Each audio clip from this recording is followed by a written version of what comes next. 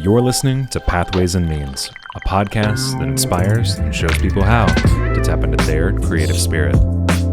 We sit down with leaders and makers in every industry to talk about their process, what inspires them, and about how to build incredible things with the power of creativity.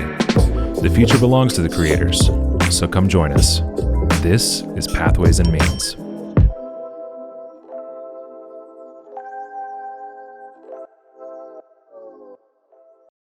Yo. It's your boy, SJ, Big Zine, back in the building, baby. Man, we have such of a special treat for y'all today that, it's going to be amazing. You know, this man represents the K. That's Kansas. Breadwinning state. We out here making some things happen. And, you know, it's funny because I didn't even realize that this was a guy that I knew when his music was just, when I'm hearing these things, you know, with some of the greats like Lecrae and, you know, Tripley and everything, and this guy's style, even his charisma with how he delivers some of these lyrics, the creativity behind it and everything. Man, without further ado, we got Cash Hollistah in the building, baby. Yeah. Man, how you doing, Cash? I'm good, man. I'm good. It's a good day. I don't come out to the top that often, so when I do, it's always a treat, and it's a treat being here. Man, I tell you what, it's a treat to have you here. I learned a lot about you this week, you know, as we were bringing you on to the podcast, and just amazing stuff. I've been inspired all week. I really have only been listening to your music for this last week, and it's pretty awesome. Nice. But, you know, before Better the mics, late than ever. Better late than ever. Absolutely. Yeah. You know, before the mics, before the stage and all these things, you know, who is Cash Hollistah? What influenced you, you know, early on in life? Okay, so early on in life, so I'm from Salina, and I come from a musical family. So my mother used to sing, my dad plays bass. I also play bass and guitar, not guitar, drums. Bass and drums.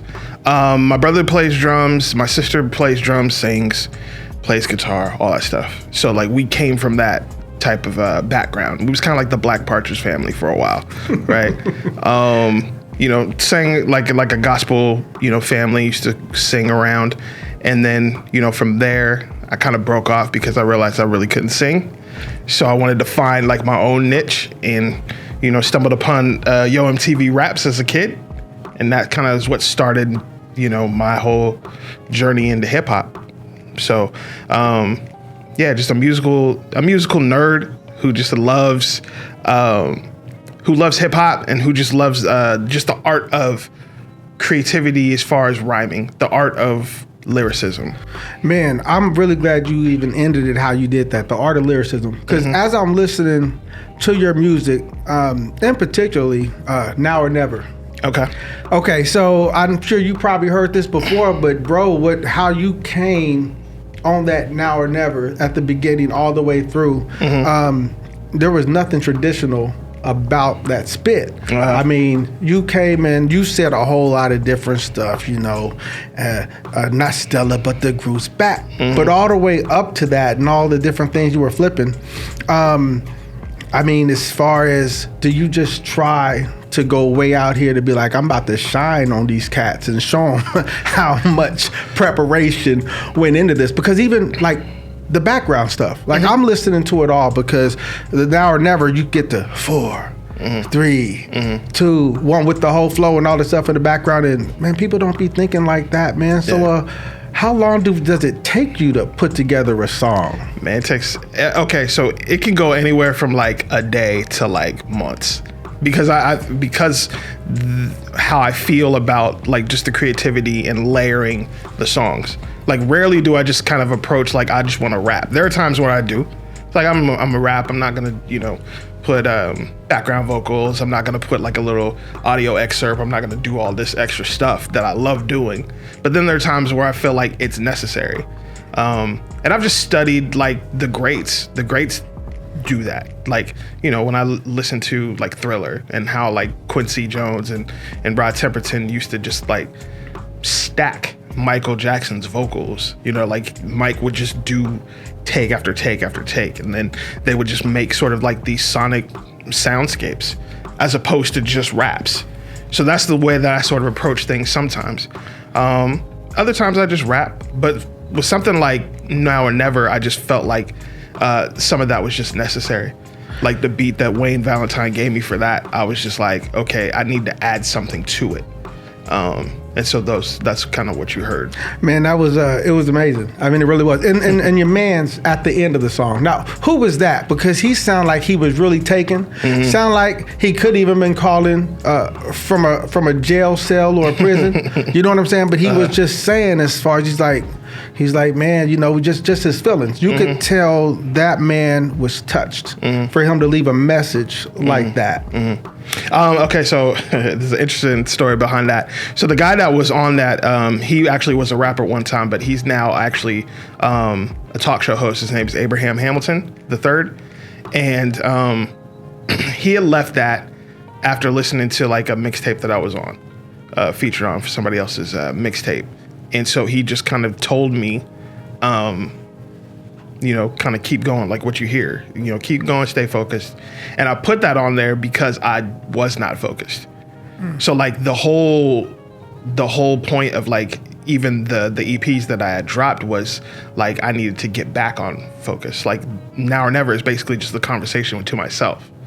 And so I put that message on there because like he's not the only person that's kind of said that.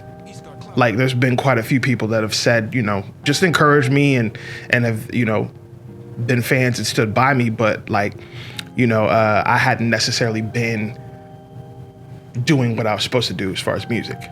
No, man, this is dope. Just the way the whole flow of everything, because I'm about to ask you about Cash Mob. Okay. Because I've heard it. I listened to the whole joint. I told you, I've been tapped in, bro. I've been tapped in. So, could you explain Cash Mob for us? So Cash Mob initially started as a joke. If you the regular term in Cash Mob is like a group of people who go and infiltrate like a small business, and just shop there to like just pump money into their business.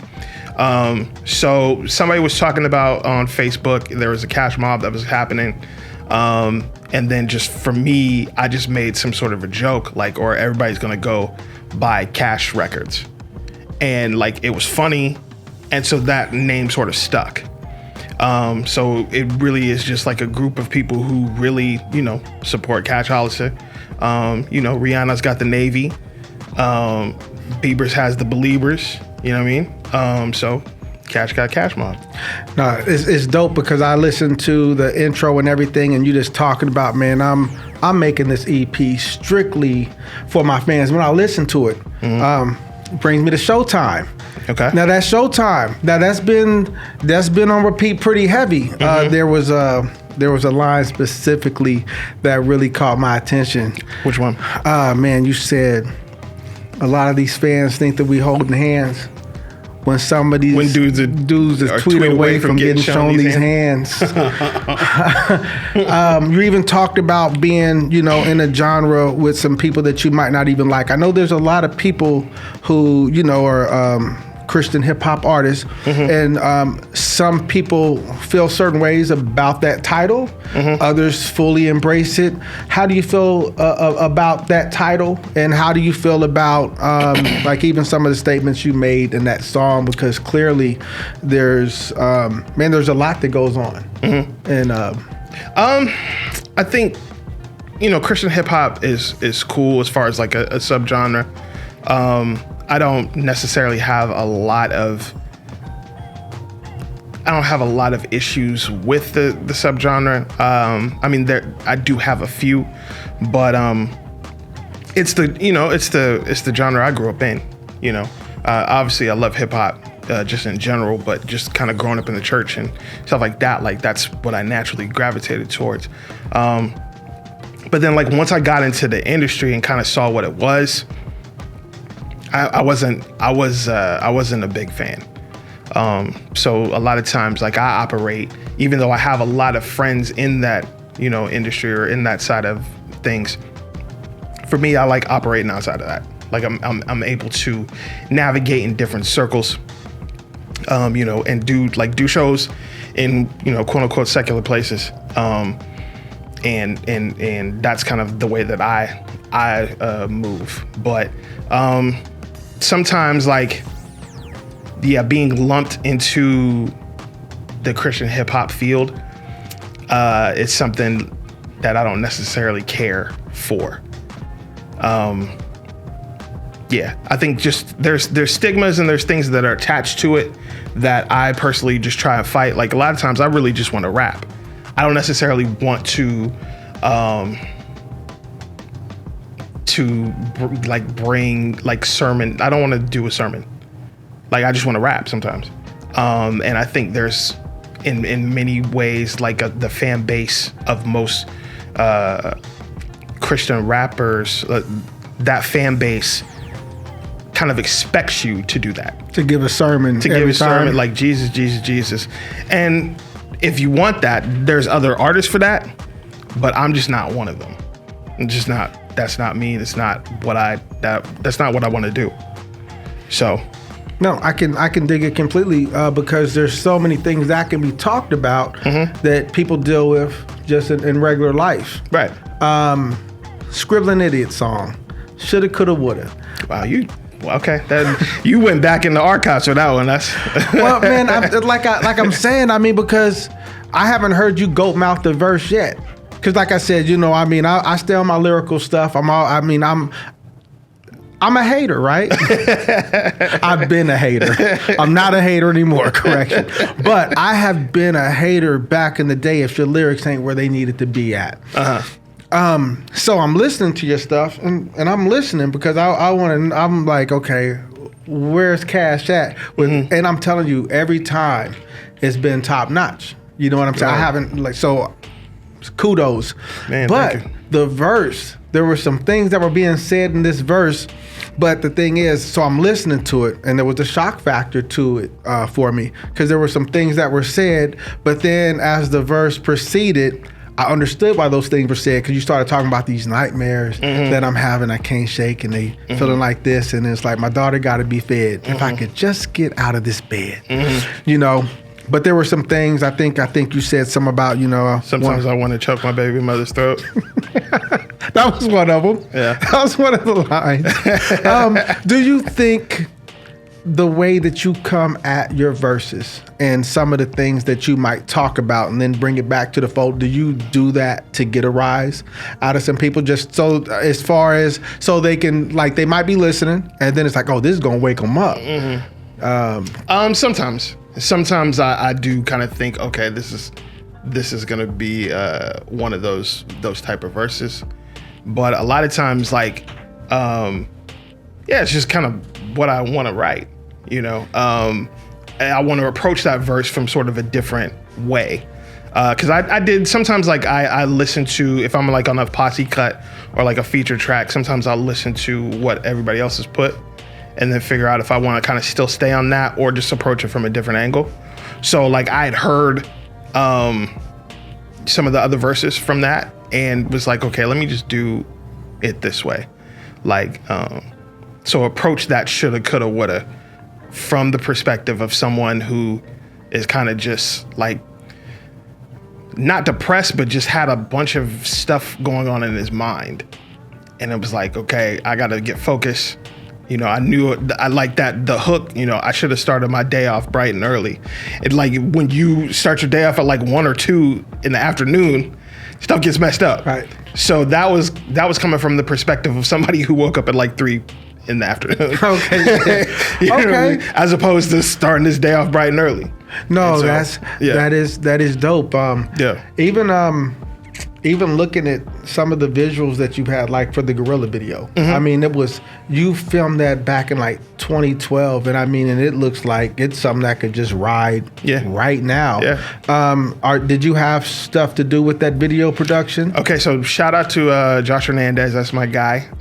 He is the one that did the video. I have co-directing credit, but I'd say most of that is Josh. But I just kind of had the vision behind it. Like, this is kind of what I wanted.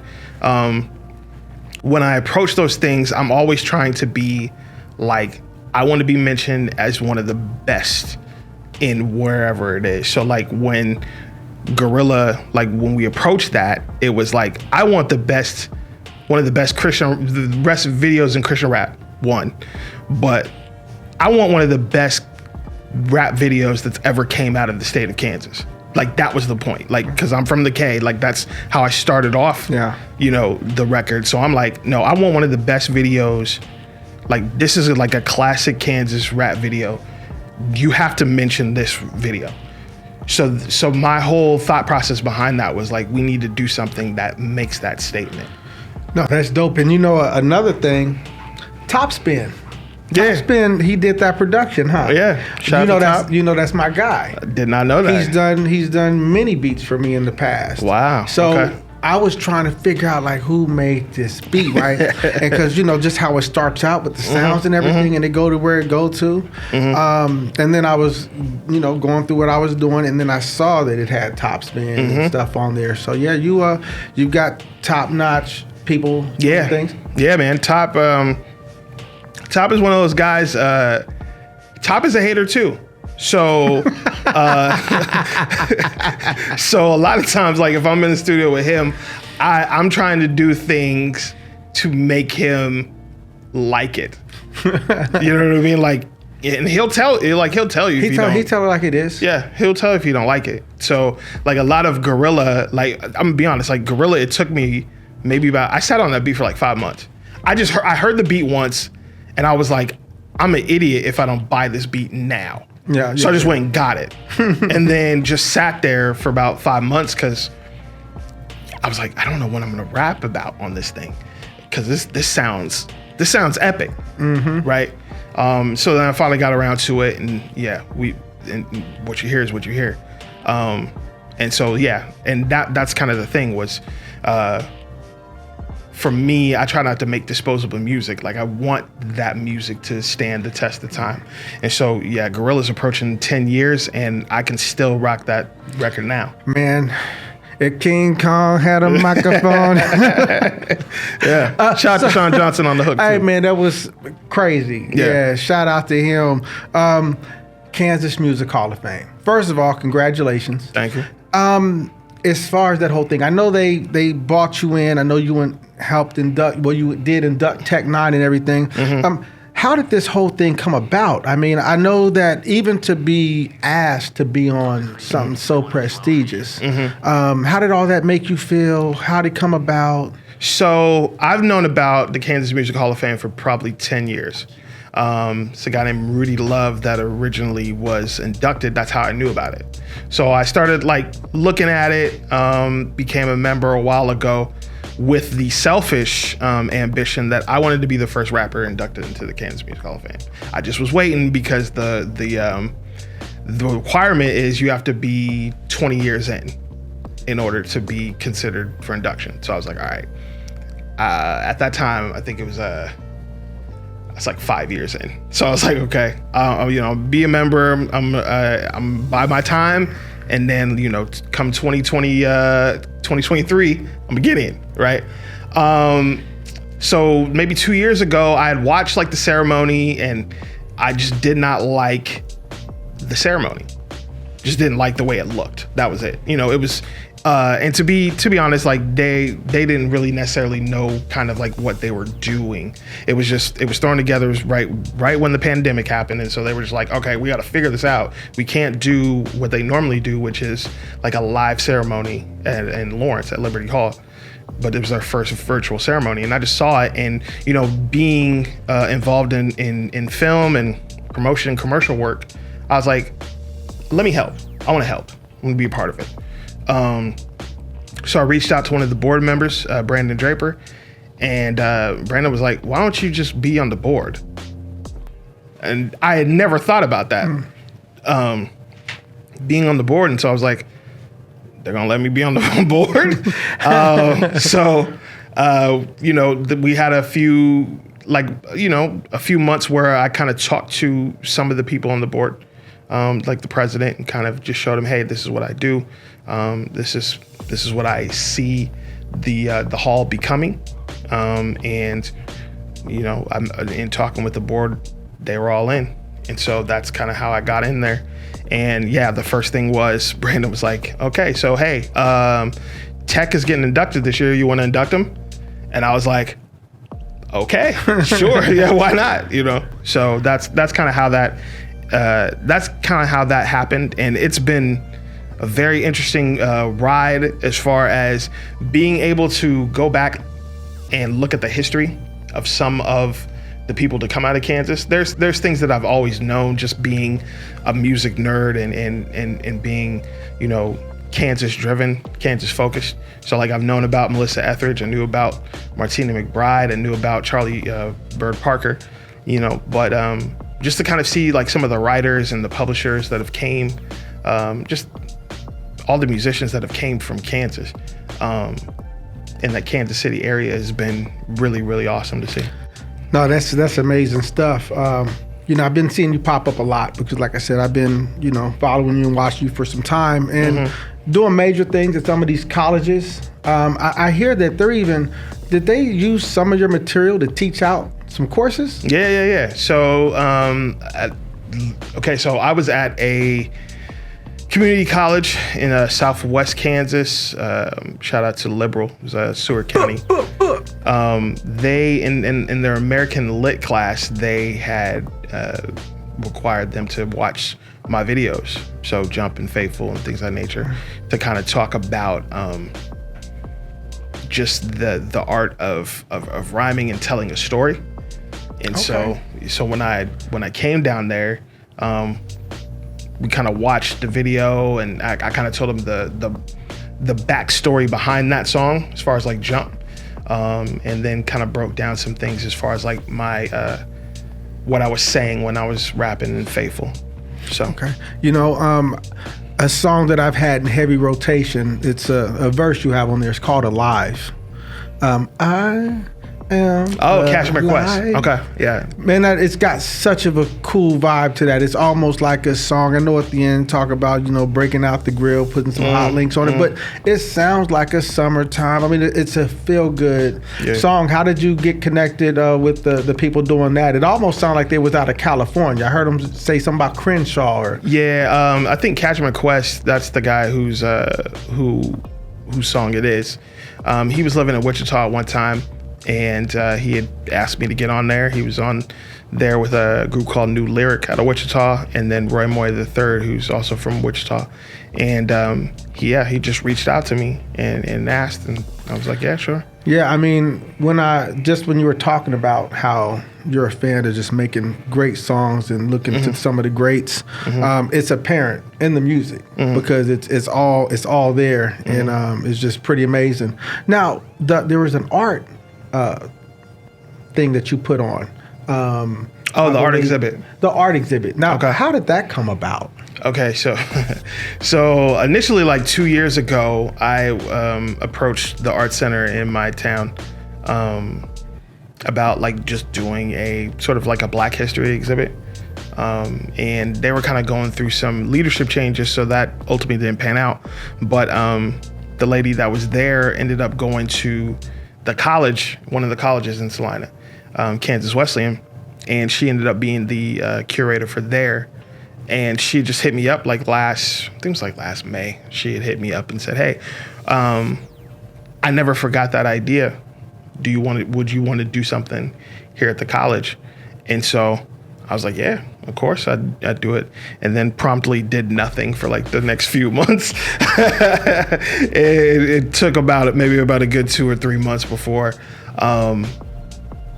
it was supposed to go down, that I really kind of put some stuff together. But yeah, like it was this idea that I had, you know, as far as We Are the Culture, to talk about Black history, but like just from a different perspective, to just shine light on like the things that we move, that we dictate, you know, that's things that we do in all aspects. So it's not just, you know, music and sports, but, you know, food, fashion, poetry, you know what I mean, literature, religion.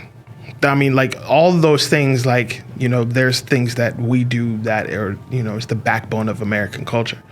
And I wanted to give us that platform to look at that, and for fellow Black people to have a sense of pride about it. Like, hey, no, we are the culture. Like, when you think American culture, it's not just Black culture, it's culture, period. Like, the things that we say, the things that we wear, like, it gets gentrified. You know what I mean? It gets co-opted. I mean, you shouldn't hear the word woke in Cobra Kai. You know what I mean? Like, but it's there. Right. And so, but that's because originally, like, we came up with that. We were talking about it. It don't mean what it meant originally. What it means now is something completely different. But things like that, that's us. Right. You know what I mean? And so, like, I wanted to bring that to a level that, primarily students, because it was a student gallery, but something that the community could come out and see. And so we did it, and it went extremely well. Like, it's my first time actually ever putting together an exhibit like that. Well, you had me ready to drive all the way up there to come to it. I mean, I really was considering that because it was going well. Mm-hmm. And with that, you spoke a little bit when we were talking about the Kansas Music Hall of Fame. Mm-hmm. You said you didn't like how things went, so you got involved. Mm-hmm. So what are some of your specialties? It sounds like you're involved in some type of marketing. Like, I've always loved marketing, but like, I've hosted, like, that was kind of like my thing. Like, when I first came back, I was hosting rap battles. Then I hosted like poetry open mics. That was kind of my thing. One mic, I hosted it with a coffee house in Salina. Just marketing, hosting, just curating cool stuff. Okay. That's pretty much what I like. That's CCS. Yeah. Curating cool stuff. Yeah.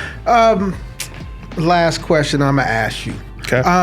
What's next for Cash, man? What are some of your focuses you going on? Is there gonna be another album? What's going on with Cash? What you got going on? What's happening with it?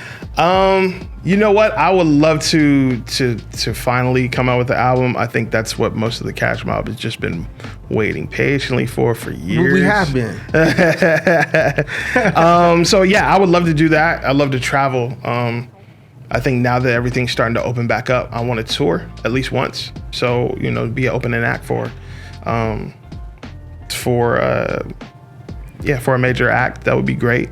I don't know. Like, I like speaking. I like traveling, talking about, rap, talking about hip hop. So that, and then just, more Hall of Fame stuff. We got a new class that we're inducting here next month. I kind of want to elevate that a little bit more to make that a legitimate, Hall of Fame, like, experience for Kansas. No, so. I can dig it.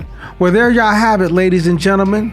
Cash Hollistah the Great. It was wonderful having you on. Word, thank you. I hope everybody's going to enjoy some of the in-depth things we talk about, that we have talked about today, and give you a little bit more insight on Cash Hollistah, the K, and doing things in excellence, and even some of these random verses I was finding in some of these songs. Y'all check them out. Once again, Pathways and Means. You can check us out on Spotify. You can check us out on YouTube. Everywhere your peoples is at, we at. So we'll be getting back with y'all. But once again, we up out this piece. Peace. Thanks so much for listening. We hope you found today's episode informative and inspiring. If you liked what you heard and you'd like to hear more, visit pathwaysmeans.com to check out a ton of additional content from the CPM team. You can also find us on Facebook, Twitter, Instagram, LinkedIn, and TikTok, where we post daily content and engage with creators like you. Signing off for Pathways and Means, we'll see you next time.